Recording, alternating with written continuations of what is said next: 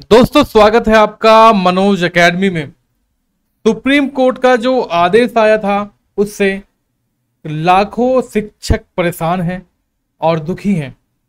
TET निर्णय से काफ़ी शिक्षक संघ नाराज भी है और वो जो है पुनर्विचार याचिका पर विचार कर रहा है और महाराष्ट्र में तो डाल भी दी गई है, जो जैसे कि मैंने आपको कल की वीडियो में दिखाया था। और मैं आपको दिखा देता हूं ट्वीट जो किया था शिक्षक संगठन के प्रदेश अध्यक्ष जी ने, जिनका नाम है डॉक्टर दिनेश चंद्र शर्मा। तो मैं आपको इनका ट्वीट दिखा देता हूं। तो ये ट्वीट किए हैं कि माननीय सुप्रीम कोर्ट के निर्णय से दुखी लाखों शिक्षक नहीं मनाएंगे शिक्षक दिवस। थोड़ा गंभीर से सुनना और इत्मीनान के साथ सुनना, इसको बढ़िया बताया है इन्होंने। 1 सितंबर 2025 को माननीय सुप्रीम कोर्ट द्वारा दिए गए आदेश से देश भर में 10 लाख से अधिक सरकारी शिक्षकों की नौकरी पर जो है संकट मंडरा रहा है। यदि आदेश को निजी स्कूलों पर लागू कर दिया जाए तो इससे कम से कम करोड़ों की संख्या हो जाएगी। इस निर्णय से शिक्षक दुखी एवं चिंतित हैं।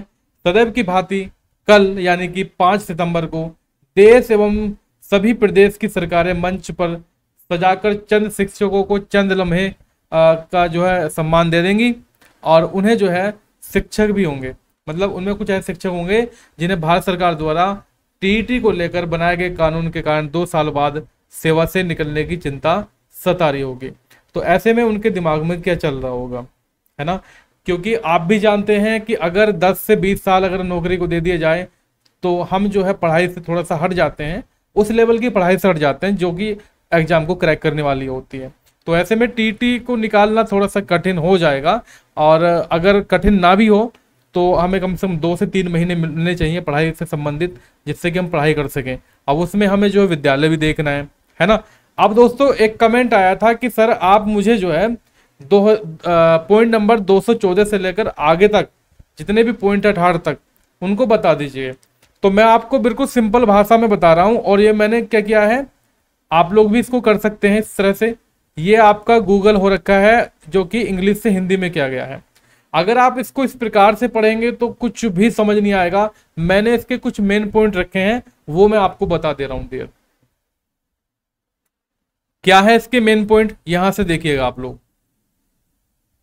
यह है आपका सरल भाषा में निर्णय का सार क्या है। आरटीई कानून यानी कि आरटीई एक्ट के नियम सभी स्कूलों पर लागू होंगे सिवाय उन स्कूलों के जो अल्पसंख्यकों जो कि धार्मिक या इस भाषाई द्वारा चलाए जाते हैं। देखो अभी जो अल्पसंख्यक विद्यालय हैं उन पर निर्णय नहीं लिया गया है, इन पर निर्णय बाद में लिया जाएगा। सही है। अब सभी कार्यरत शिक्षकों को सेवा में बने रहने के लिए टेट पास करना जरूरी है। अब कुछ लोग जो है इस वाले मुद्दे को, इस वाले पॉइंट को गलत साबित करने की कोशिश करते हैं गाइस।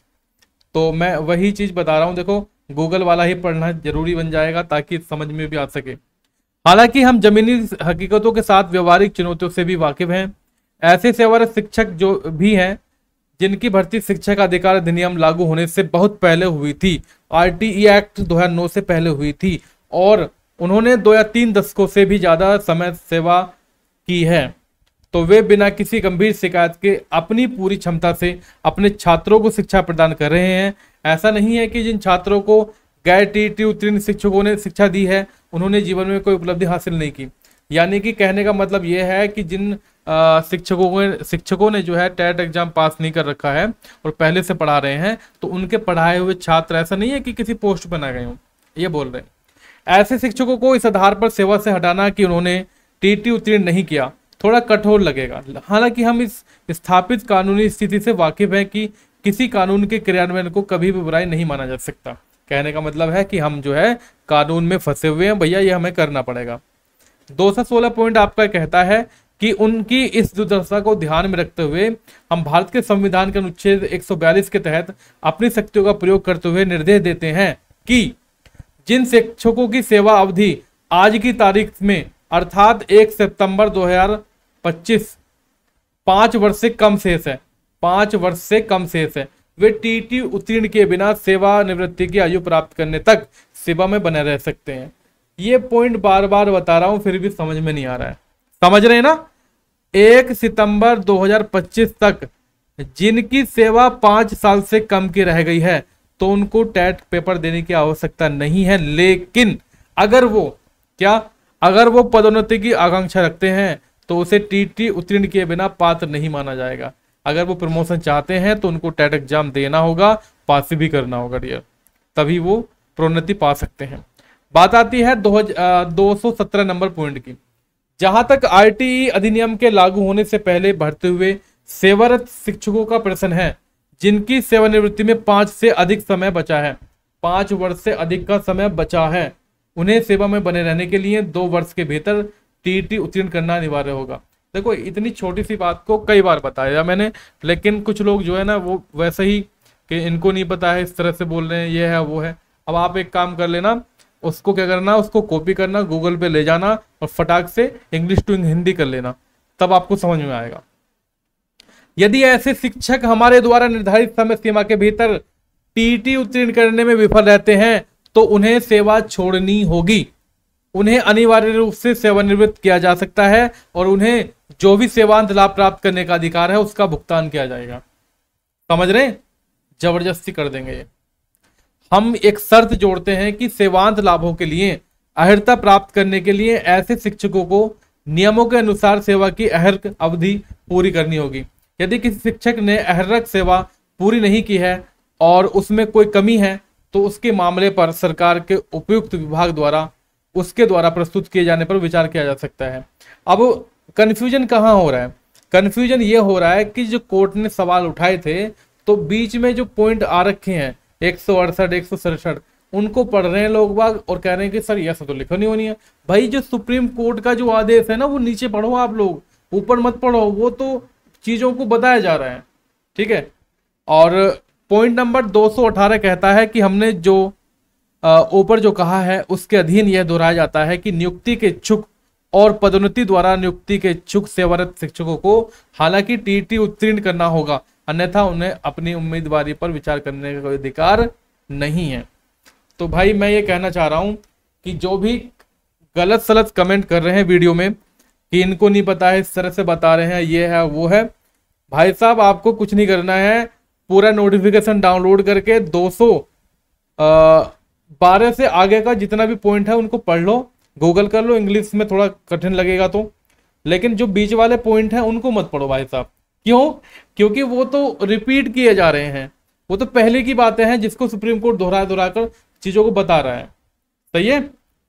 तो लेकिन कुछ शिक्षक ऐसे हैं जो इस कानून के लागू होने से बहुत पहले नियुक्त हुए थे, यानी कि 20 से 3 साल से पढ़ा रहे हैं, उन्होंने भी अच्छे से पढ़ाया है, सही है, इसलिए उन्हें अचानक नौकरी से निकाल देना कठोर लगेगा। लेकिन दोस्तों कठोर तो लगेगा, लेकिन सुप्रीम कोर्ट अपना फैसला सुनाएगा।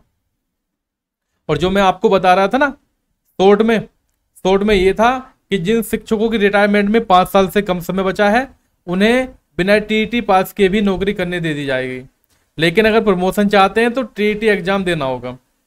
पॉइंट नंबर 2 ये था कि जिन शिक्षकों की रिटायरमेंट में 5 साल से ज्यादा समय बचा है उन्हें भी 2 साल के भीतर टीटी पास करना अनिवार्य होगा। अगर वे पास नहीं कर पाते तो उन्हें नौकरी छोड़नी होगी। सिंपल शब्दों में नो बकवास, ओनली पॉइंट की बात। हालांकि उन्हें अपने सारे सेवांत लाभ जो रिटायरमेंट बेनिफिट्स होते हैं वो मिलेंगे, लेकिन इसके लिए नियमों के अनुसार उनकी योग्यता अवधि पूरी होनी चाहिए, सही है। नए भर्ती होने वाले या पदोन्नति वाले जो शिक्षक हैं टीटी पास करना उनके लिए जरूरी है। बिना टीटी के लिए उनकी नियुक्ति या पदोन्नति पर विचार नहीं किया जाएगा। तो ये पॉइंट है आपके बिल्कुल क्लियर। फिर भी कोई डाउट रहे तो गाइज आप लोग कमेंट सेक्शन में पूछ लेना। तो फिलहाल के लिए इतना ही काफी है। जय हिंद, वंदे मातरम।